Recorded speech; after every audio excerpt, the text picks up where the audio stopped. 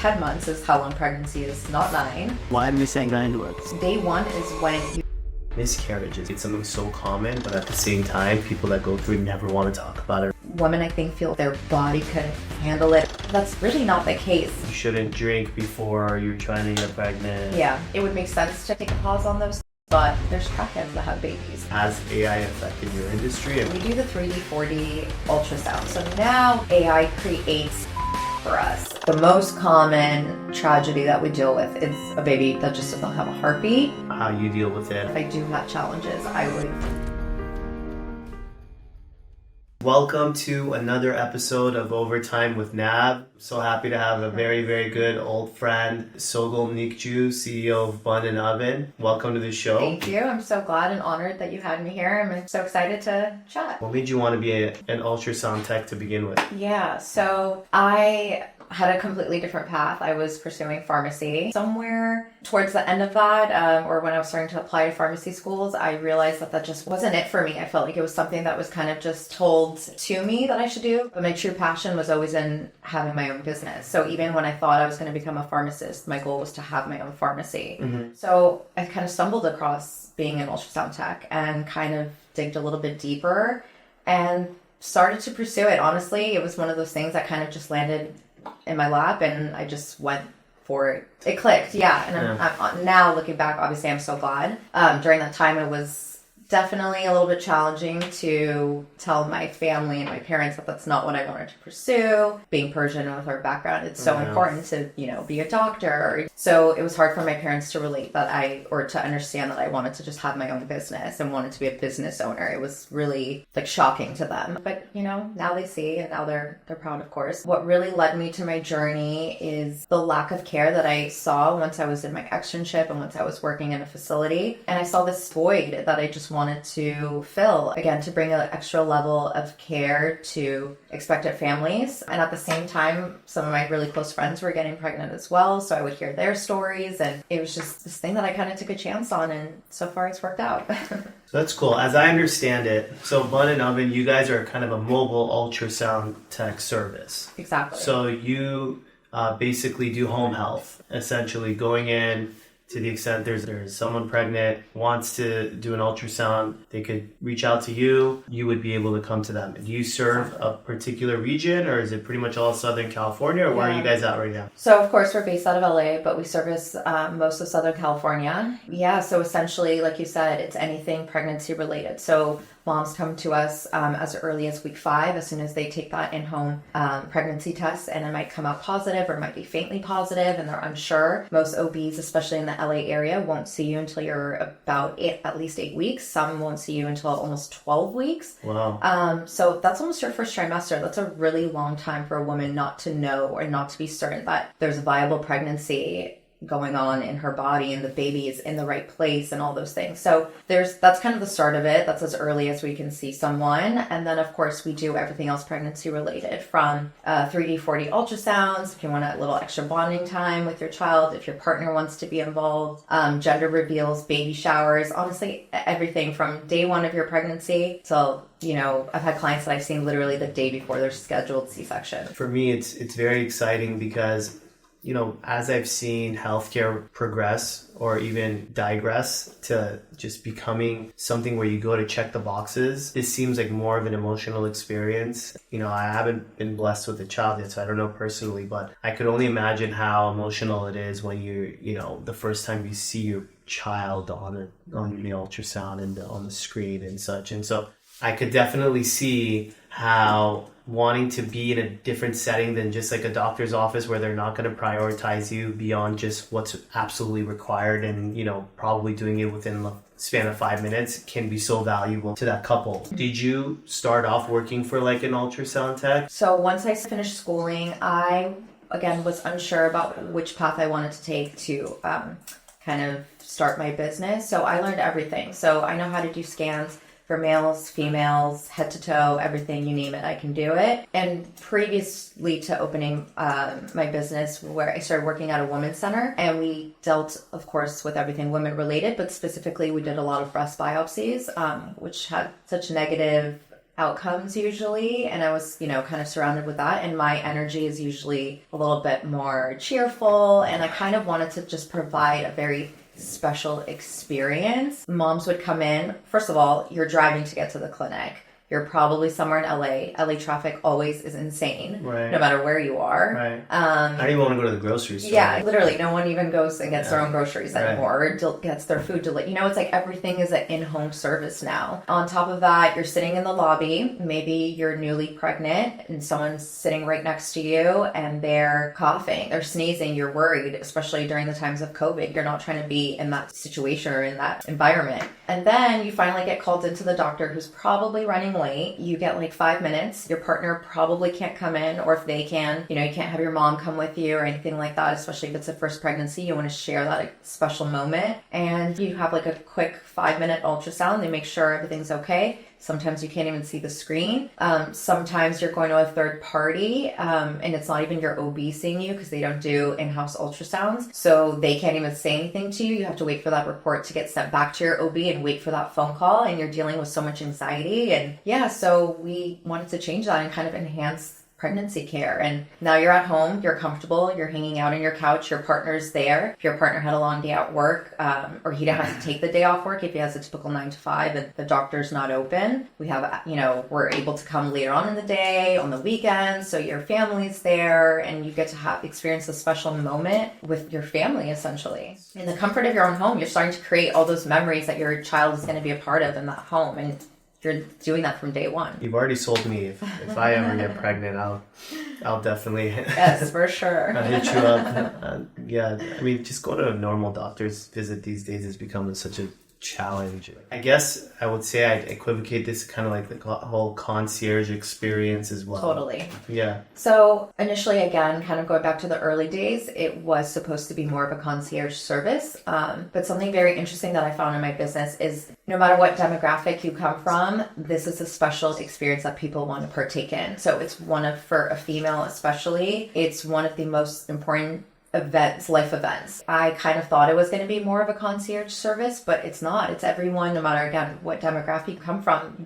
As soon as they hear about our services, they're intrigued because, again, there's that special emotional sense that no matter what your background is. That's interesting that you mentioned that, because you would imagine it's only available to the extent, call it the elite or whatever, people who have more funds that can spend on something, but it's not, actually. No, it's definitely not. It's comparable for whatever you would do otherwise. Right. It's something that doesn't exist, right? Yeah. A lot of times you can't, like you said, certain insurances don't cover 3D or 4D. So a lot of insurances, don't cover the 3D, 4D. I guess some of the loophole that some people work around is to kind of verify that maybe the baby doesn't have cleft lip or something, saying it's a necessary thing that they're looking for. But so if you're lucky enough that your doctor does it, you still might have hurdles that you're kind of going through. And then as far as our pricing goes, so some of the people, that aren't the elite, like your everyday person, some people struggle with even being able to obtain health insurance. So they're paying out of pocket anyway. So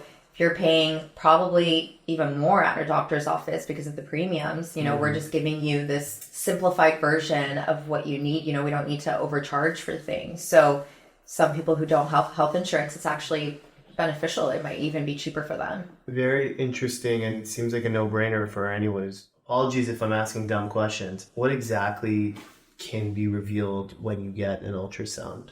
So it's not a dumb question at all. Even women are a little bit confused about what to expect. So early on, when we're doing our pregnancy confirmations, generally what I like to look for is, first things first, to see a sac. Is there a sac happening and starting to grow and develop? And if so, is it growing in the right place? Because if that sac is there, but the baby is growing maybe in outside of your uterus, like in your ovaries or, just anywhere else, that could be life-threatening. So we would immediately see that and tell you to follow up with your OB or local urgent care. That's something that would be super worrisome, of course. And that's the ectopic pregnancy. Exactly, ectopic pregnancies. Yeah. Let's say your pregnancy is normal and everything's going as planned. Then you would see a baby starting to develop, and we do some measurements. So we measure the baby itself. And if you're too early for that even, we measure your sac. And you want to make sure that that date is in line with how far along you think you are. So if, you your last period was like 4 or 5 weeks ago, and that sac is measuring also about 4 or 5 weeks, then that's a great sign. That means things are kind of progressing in the right direction. And then things kind of change as you move forward. So that's typically what we look for until about like week 8, and then we'll be able to get a heartbeat. So we can do the heartbeat. And then after that, same thing. You just want to make sure that everything's kind of growing as it should until you're out of your first trimester. Following to the second trimester, a lot of people want to know the baby's gender. So that would be something that we would look for. And how quickly, like when can you find out the baby's gender? So we do blood work as well. But if you want to avoid the blood work and you want to just do it via ultrasound, we typically like to recommend waiting until about 16 weeks. I have clients that I call regulars and I see them all the time. And if I've kind of built that relationship with them, if I see something sooner, I'll tell them. But if you're a first time client, I don't want us to make a mistake. So until I'm 100% certain, I won't say anything until you're about 15 to 16 weeks. Kind of depends on mom's body type. So if your BMI is a little bit more average, it's easier for us to see things. If your BMI is a little bit higher, it can become a little bit more challenging. So we'd like you to wait. So you're saying you can do it also with blood work? Yeah. And how quickly is that? About 6 weeks. 6 yeah, weeks? Yeah. Okay. So we'll do an ultrasound to make sure that you're also measuring 6 weeks. And then we can do, it's like a little finger prick. We send it out to a lab and then they get back to us with the results. Got it. But you won't know the gender. You would know the gender through the blood work. Exactly. Yeah. Okay. Yeah. So the ultrasound will just serve to make sure, like, size wise Exactly. and everything. Yeah, and it's viable, making sure it's in the right place, especially if you're that early on. You mentioned something that kind of reminded me of what went on in the past few years with Roe versus Wade. Yeah. The wrongful death claim, embryos in vitro centers. Yeah. It sounds to me a little bit crazy to get a wrongful death claim for like a petri dish that ends up falling in an office and such. I understand how difficult it is, the IVF process. I'm not saying it's nothing. I'm wondering, like, what your thought is on it. Yeah, I agree. I don't think that you should be charged with murder. That feels really harsh. But I also want to have compassion for those who have had difficulty and maybe that was their last opportunity and their petri dish got dropped. That's horrific. I can't even imagine. And I wish that there were maybe some more regulations that were put in place to make sure, that these things don't happen. But murder, I don't know. Yeah, we'll see what ends up happening with Yeah. that. I did see that there were a couple suspensions and certain IVF facilities putting everything on a pause. Which is worse. That makes it worse. Yeah, for sure. Even for someone who is and wants to advocate that. So Sogol, you get blessed with being most of the time the first person who could know certain things about someone's baby. And so I could imagine you deal with so many interesting stories. I've definitely had, the typical things of they thought they were just having one and they were actually having twins. I had one client that was just adamant, like, no, my doctor told me we're having a boy. And they were someone kind of influential. So I, obviously wanted to be on their good side and didn't want to argue with them and their doctor too much. But I was certain they were having a girl. And I followed up with them a little bit later and also saw on their Instagram that they made their pregnancy announcement. They were definitely having a girl. So probably the most shocking thing was I had a client call me saying that they wanted to do a pregnancy confirmation to see if they were pregnant. They didn't remember the last time they had their menstrual cycle, so they were kind of all over the place, but they thought it was fairly new.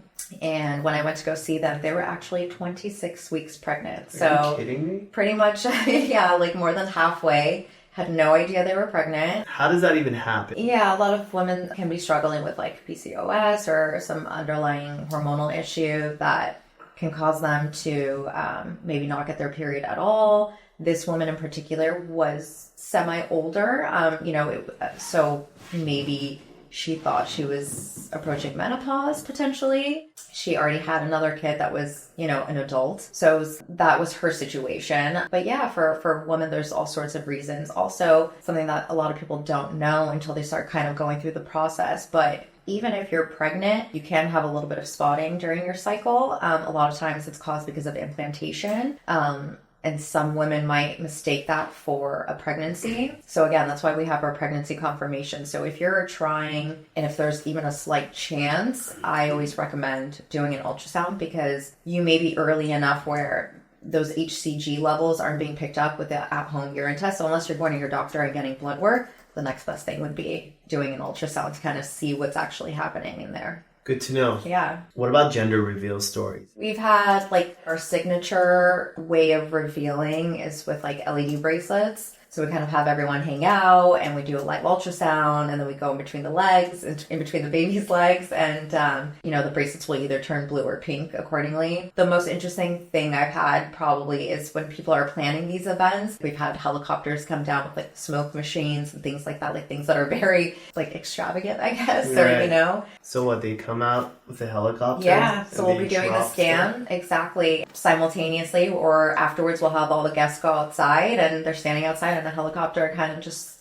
goes by and some like pink like smoke kind of comes down. And then one time I had a client who had like a banner following the helicopter, or like it was like a small plane actually, and it said, she's having a girl. I don't want to say her name, but so-and-so is having a girl. So yeah, it's a very interesting world.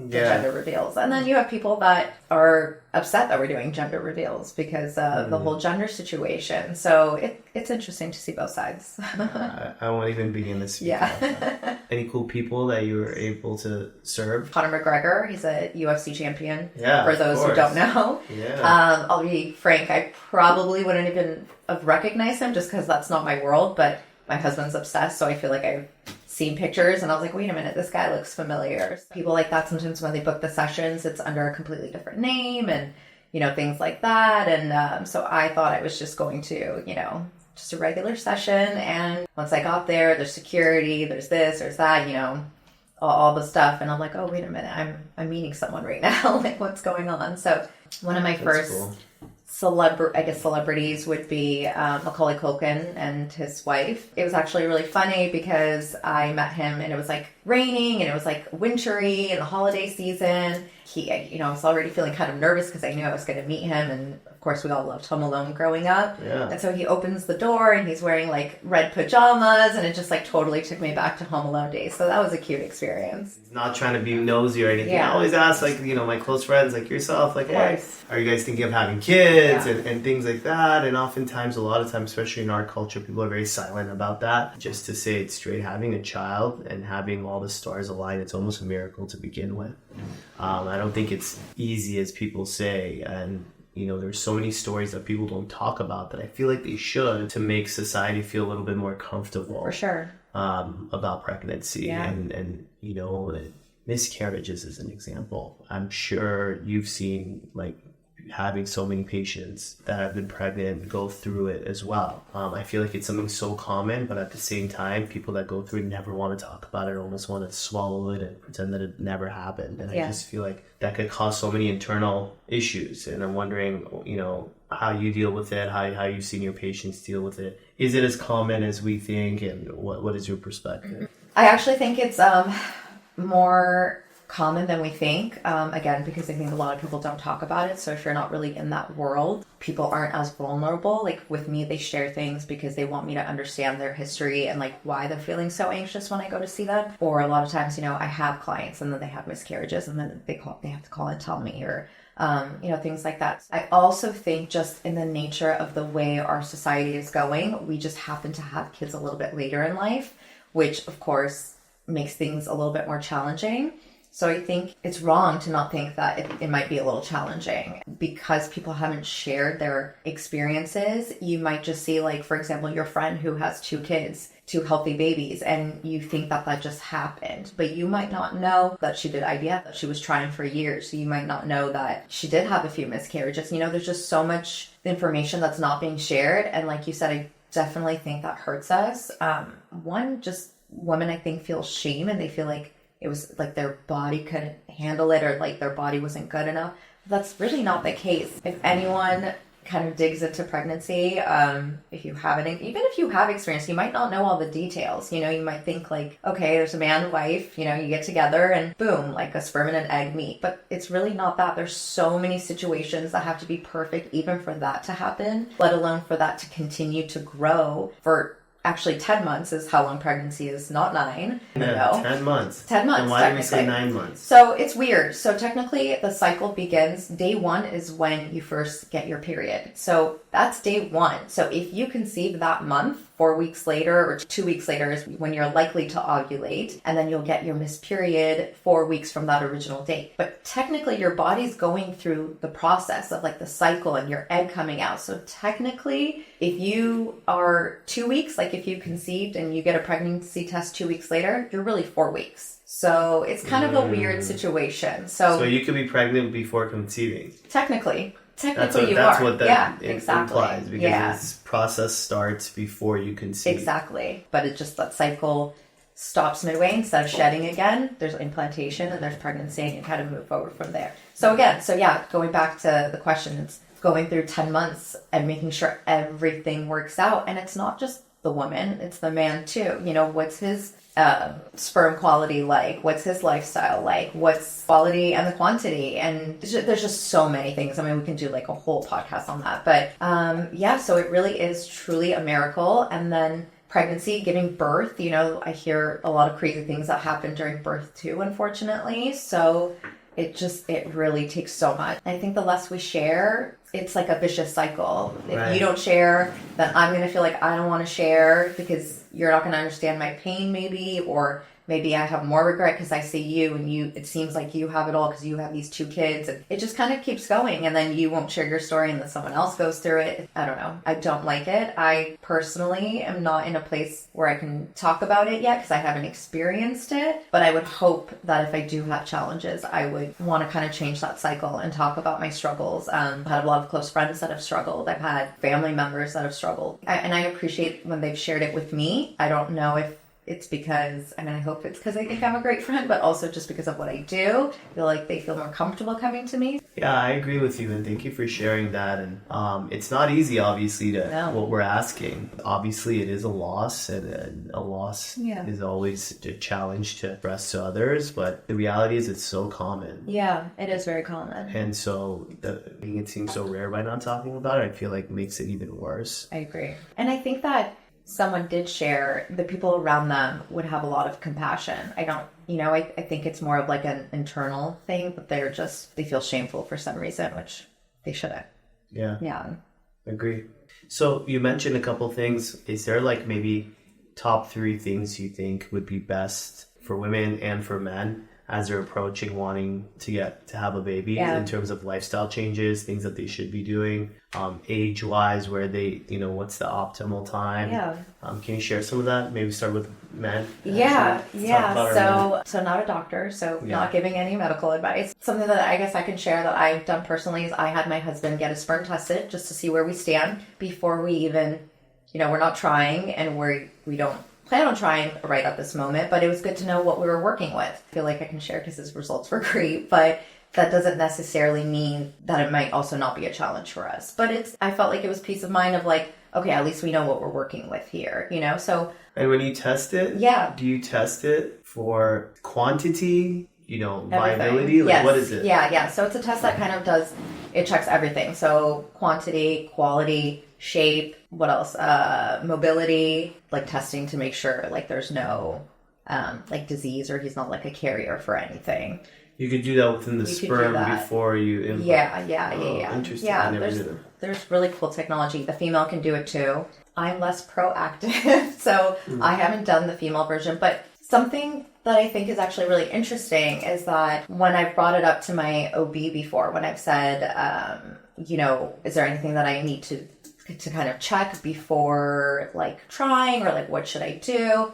And her response to me was actually, no, just go try for a year and come back if you're having problems. Which goes to show how common it is to not get pregnant immediately. Right. Where it's like not even a worry if you're not getting pregnant for the first year. Mm-hmm. That's how normal it is. But then also, I think our healthcare generally just doesn't take a proactive approach. It's very like, well, come to me when you have a problem. Yeah. So that's kind of a bummer. But yeah, I would say as far as age, as gross as it was that our grandparents were having kids at like 13, 14, that's kind of the peak of our fertility. Yeah. I don't think it's a secret that over the age of 30, things start to decline. But, I think genetics just play a huge role. So yeah, there's so many things like you shouldn't drink before you're trying to get pregnant. Yeah. You should stop smoking weed and all that stuff. I don't know how much of an effect it would really have. Yeah. I think that no one knows, but no one's willing to like be a participant in a study like that. I think that's why there's a lot of stuff with females where like they won't recommend for you to get any like laser hair removal or Botox. And it's not necessarily that Botox is going to go in there and like paralyze your baby. It's just that we don't know, and we're not willing to. Yeah, we're not willing to test it out. So I think it's that. I think it makes sense to try to live a healthier lifestyle if you're trying. So yeah, I think that it would make sense to kind of take a pause on those things. But I also know a lot of people, I mean, there's crackheads that have babies. So, you know, like you really don't know. But have you experienced some of the troubling stuff? Like for instance, any, prenatal defects that you were able to find? Yeah. I have had a few situations. The fetus had Down syndrome. And how quickly can you figure that out with an ultrasound? I wasn't the one that found out. The mom actually knew and gave me a heads up. Or some people have cleft lip. That's pretty common. I mean, not pretty common, but that's probably the abnormality I've seen the most. So when you're going in and you're doing 3D, 4D scans, usually the mom already knows and they kind of want to give me a heads up just because, it might look a little bit different when we're seeing the baby's face. And a few times the mom has realized that the baby has cleft lip from doing a 3D, 4D session with us. So that's something that we've dealt with. I think the most common tragedy that we deal with is a baby that just does not have a heartbeat. That's happened and it sucks when it happens. But yeah, I don't know. It's, I think moms usually kind of have a sense that something's not right and we unfortunately have to confirm it.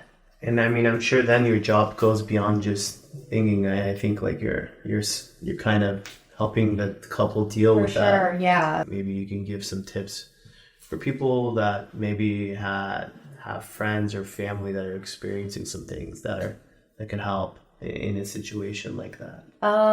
Through my own experience, I've realized there's really just nothing to say. It's a loss and it sucks. And I just try to have compassion for the mom in that moment. I think sometimes in my experience with my clients who have dealt with this is they can't take in all the information. So I usually like to follow up with like an email.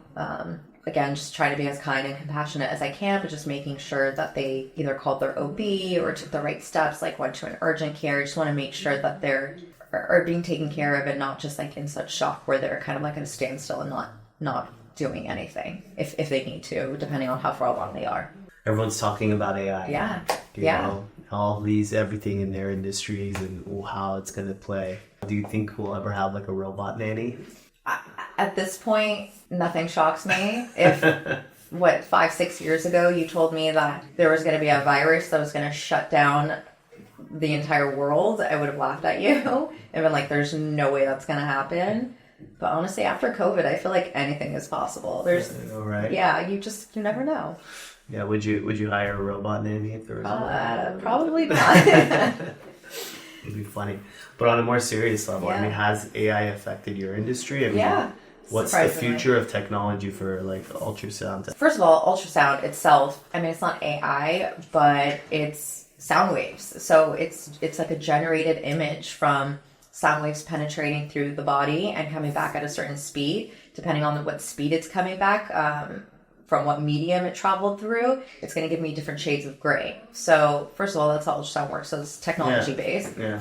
As far as AI itself, so we do the 3D, 4D ultrasound. So 2D is what you see on TV. It's like the black and white, just very typical. Okay, I'm having a baby, not really sure what I'm looking at, but cool, here's this picture. 3D is when you actually start seeing features. So you'll see baby's nose, baby's lips, like it's actually like something visible. Yeah. Then 4D is that, but in real time. So you'll see if the baby's hand is moving, if it's kicking, if it's smiling, if it's yawning, if it's crying, you see all those happening in real time. Then with AI, actually I should move back. So then our system actually has something called 4K where it renders a skin tone. So it's like got that pink and it looks fleshy. It's got shadows coming in from different angles to really bring out all the features. But getting to AI, so now there's something. So we have AI creates what's called 8K for us. And I'll try to show you guys a picture of that. But it's crazy. It's like literally what your baby's going to look like when it comes out. It's really, really advanced. And wow. Yeah.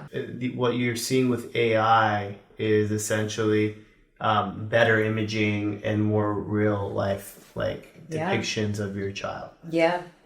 Are you aware of any technology that's like literally taking your child from that first ultrasound, whatever technology is used, and then basically creating a future image of that person that's older? Not that I've seen, but I wouldn't be surprised if that exists one day. Yeah. Yeah. As I understand it, your machine is like probably what, like a block? Yeah. I like to describe it as like an old school laptop. Old school laptop? Where it's like, it's kind of thick. So it's like about that thick this wide. So it's like a laptop, but it's just a little bit thicker. It's not like an Air Mac where it's like super thin and, but it's still super compact where, you saw me bring it in today. I could take it everywhere with me. It's super easy.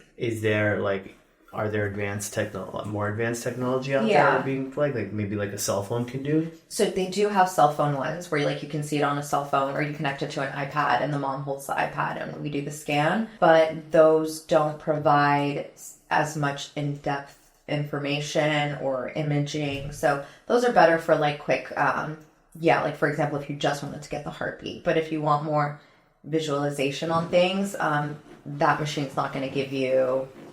it doesn't have enough power to do what my machine is capable of. I'm just putting my business hat on, and one of the challenges you have right now is that you have to go there physically. Yeah. And you don't have that experience, and I don't know if you ever want to change that experience, but is there a way to do that, like an at-home test where like basically maybe you could administer it remotely or it's self-administered? No, I think that my service is very, you have to be there in person.